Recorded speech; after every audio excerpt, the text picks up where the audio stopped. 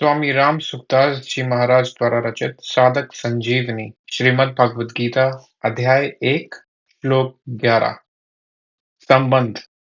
अब दुर्योधन पितामह भीष्म को प्रसन्न करने के लिए अपनी सेना के सभी महारथियों से कहता है। अयनेषु च सर्वेषु यथा भागम अवस्थिताः भीष्ममेवाभिरक्षन्तु भवन्तः सर्व एव हि। अर्थात दुर्योधन बाह्य दृष्टि से अपनी सेना के महारथियों से बोला, आप सब के सब लोग सभी मोर्चों पर अपनी अपनी जगह दृढ़ता से स्थित रहते हुए निश्चित रूप से पितामह भीष्म की ही चारों ओर से रक्षा करें। इसकी व्याख्या किस तरह से करते हैं स्वामी राम सुखदास जी महाराज, वो आगे बताते हैं। अयनेषु च सर्वेषु यथा भागम वस्थिताः भवन्तः सर्व एव हि। जिन जिन मोर्चों पर आपकी नियुक्ति कर दी गई है, आप सभी योद्धा लोग उन्हीं मोर्चों पर दृढ़ता से स्थित रहें और सभी तरफ से सब प्रकार से भीष्म जी की रक्षा करें। भीष्म जी की सब ओर से रक्षा करें, यह कहकर दुर्योधन भीष्म जी को भीतर से अपने पक्ष में लाना चाहता है। ऐसा कहने का दूसरा भाव यह है कि जब भीष्म जी युद्ध करें, तब किसी भी व्यूह द्वार से शिखंडी उनके सामने न आ जाए। इसका आप लोग ख्याल रखें। अगर शिखंडी उनके सामने आ जाएगा तो भीष्म जी उस पर शस्त्र नहीं चलाएंगे। कारण कि शिखंडी पहले जन्म में भी स्त्री था और इस जन्म में भी पहले स्त्री था, पीछे पुरुष बना है। इसलिए भीष्म जी इसको स्त्री ही समझते हैं और उन्होंने शिखंडी से युद्ध न करने की प्रतिज्ञा कर रखी है। यह शिखंडी के शंकर यह शिखंडी शंकर के वरदान से भीष्म जी को मारने के लिए ही पैदा हुआ है। अतः जब शिखंडी से भीष्म जी की रक्षा हो जाएगी तो फिर वे सबको मार देंगे, जिससे निश्चित ही हमारी विजय होगी। इस बात को लेकर दुर्योधन सभी महारथियों से भीष्म जी की रक्षा करने के लिए कह रहा है। अब इसके आगे श्लोक 12 का संबंध बताते हुए स्वामी राम सुखदास जी महाराज कहते हैं, द्रोणाचार्य के द्वारा कुछ भी न बोलने के कारण दुर्योधन का मानसिक उत्साह भंग हुआ देखकर उसके प्रति भीष्म जी के लिए हुए स्नेह सौहार्द की बात संजय आगे के श्लोक में प्रकट करते हैं। तस्य संजनयन् हर्षं कुरु वृद्धः पितामहः सिंहनादं विनघोच्चैः शंखं दधमौ प्रतापवान्। अर्थात उस दुर्योधन के हृदय में हर्ष उत्पन्न करते हुए कौरवों में वृद्ध प्रभावशाली पितामह भीष्म ने सिंह के समान गरज कर जोर से शंख बजाया। इसकी व्याख्या स्वामी जी ने इस प्रकार करी। तस्य संजनयन् हर्षम। यद्यपि दुर्योधन के हृदय में हर्ष होना शंख ध्वनि का कार्य है और शंख ध्वनि कारण है, इसीलिए यहाँ शंख ध्वनि का वर्णन पहले और हर्ष होने का वर्णन पीछे होना चाहिए था। अर्थात यहाँ शंख बजाते हुए दुर्योधन को हर्षित किया, ऐसा कहा जाना चाहिए। परंतु यहाँ ऐसा न कहकर यही कहा है कि दुर्योधन को हर्षित करते हुए भीष्म जी ने शंख बजाया। कारण कि ऐसा कहकर संजय यह भाव प्रकट कर रहे हैं कि पितामह भीष्म की शंख वादन क्रिया मात्र से दुर्योधन के हृदय में हर्ष उत्पन्न हो ही जाएगा। भीष्म जी के इस प्रभाव को घोतन करने के लिए ही संजय आगे प्रतापवान विशेषण देते हैं। कुरु वृद्धः। यद्यपि कुरुवंशियों में आयु की दृष्टि से भीष्म जी से भी अधिक वृद्ध बहालीक थे, जो कि भीष्म जी के पिता शांतनु के छोटे भाई थे, तथापि कुरुवंशियों में जितने बड़े बूढ़े थे उन सब में भीष्म जी धर्म और ईश्वर को विशेषता से जानने वाले थे। अतः ज्ञान वृद्ध होने के कारण संजय भीष्म जी के लिए कुरु वृद्धः विशेषण देते हैं। प्रतापवान। भीष्म जी के त्याग का बड़ा प्रभाव था। वे कनक कामिनी के त्यागी थे, अर्थात उन्होंने राज्य भी स्वीकार नहीं किया और विवाह भी नहीं किया। भीष्म जी अस्त्र शस्त्र को चलाने में बड़े निपुण थे और शास्त्र के भी बड़े जानकार थे। उनके इन दोनों गुणों का भी लोगों पर बड़ा प्रभाव था। जब अकेले भीष्म अपने भाई विचित्रवीर्य के लिए काशीराज की कन्याओं को स्वयंवर से हरकर ला रहे थे, तब वहां स्वयंवर के लिए इकट्ठे हुए सब क्षत्रिय उन पर टूट पड़े। परंतु अकेले भीष्म जी ने उन सबको हरा दिया।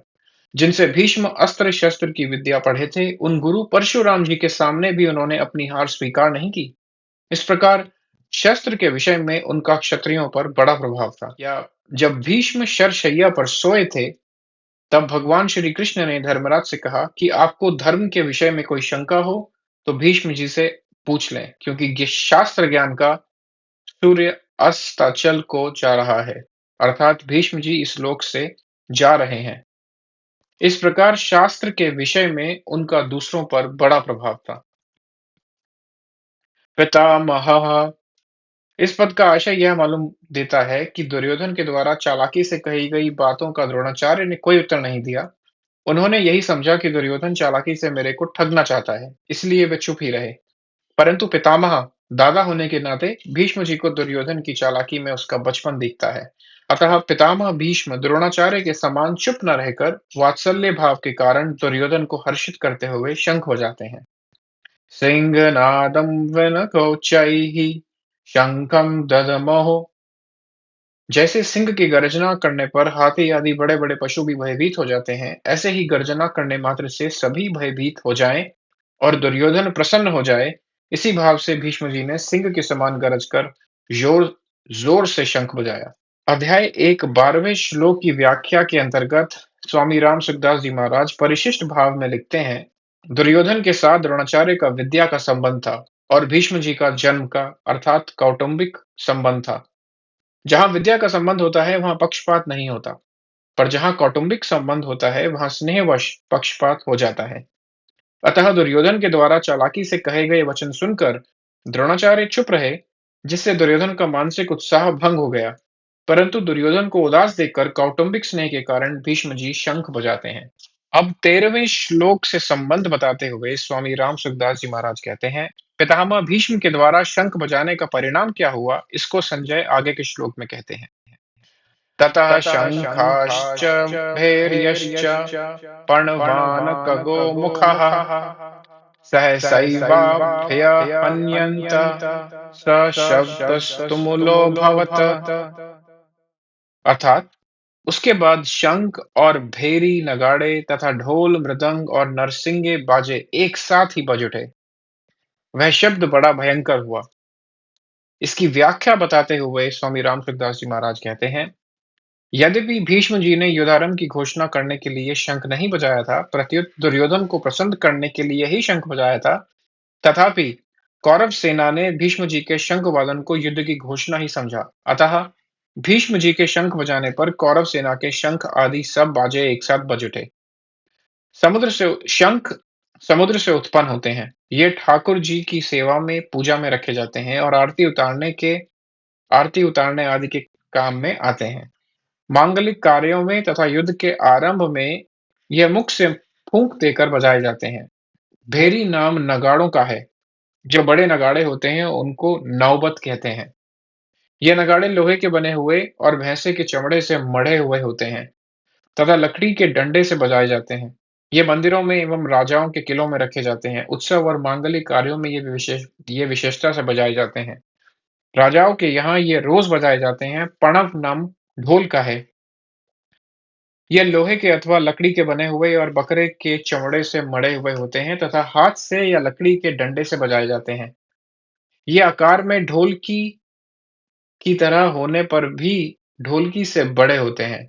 कार्य के आरंभ में पणवों को बजाना गणेश जी के पूजन के समान मांगलिक माना जाता है।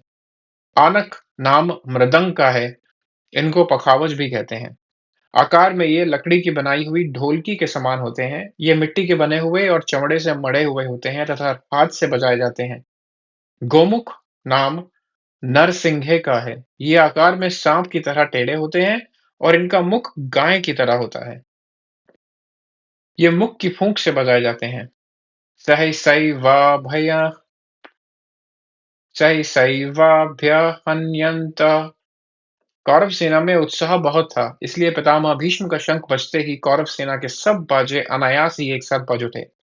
उनके बजने में देरी नहीं हुई तथा उनको बजाने में परिश्रम भी नहीं हुआ। सशब्दस्तुमुलो भवत।